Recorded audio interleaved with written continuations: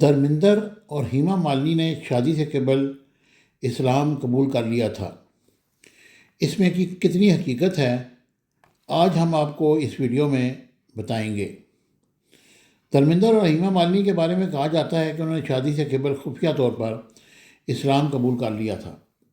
حال ہی میں اپنے لاکھوں مداحوں کو سگوار چھوڑ کر جانے پانی سے کوچ کر جانے والے 89 ایئرز دھرمندر سنگھ نے 1979 میں اداکارہ ہیما مالنی سے شادی کی تھی، اور دھرمندر سنگھ پہلے سے شادی شدہ تھے اور ہندو مذہب میں بیوی کے ہوتے ہوئے دوسری شادی نہیں کی جا سکتی، اور نہ ہی پہلی بیوی کو طلاق دی جا سکتی ہے۔ ہندو میرج ایکٹ بھی کسی ہندو کو دوسری شادی کی اجازت نہیں دیتا۔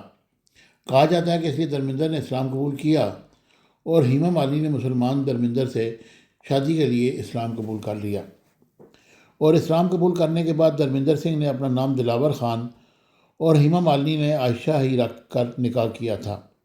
اس زمانے میں دھرمندر اور ہیما مالنی کے اسلام قبول کر کے نکاح کرنے کی خبر دینے والے صحافی نے کہا تھا کہ یہ ایسی حقیقت ہے جس کا سچ کبھی سامنے نہیں آئے گا، اور یہ بات بھی قابل ذکر ہے کہ اس زمانے میں ہیرو ہیروئن فلمی کیریئر کو بچانے کے لیے اپنی شادیاں برسوں تک خفیہ رکھتے تھے، اس لیے ماضی میں ایسا ہونا کوئی قانونی بات نہیں۔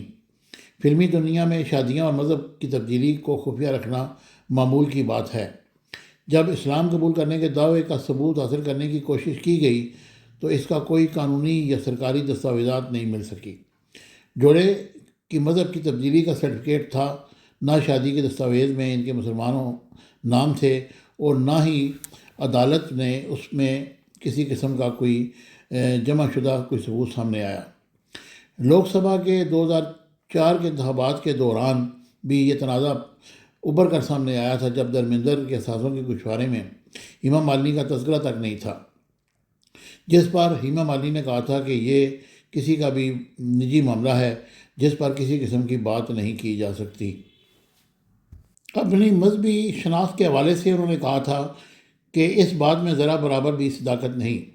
اس طرح خود دھرمندر نے 2004 میں ہی ایک انٹرویو میں مذہب تبدیل کرنے کی خبر کو غلط قرار دیا تھا۔ حقیقت یہ ہے کہ جوڑے کے اسلام قبول کرنے کے حوالے سے کوئی ثبوت دستیاب نہیں ہو سکا۔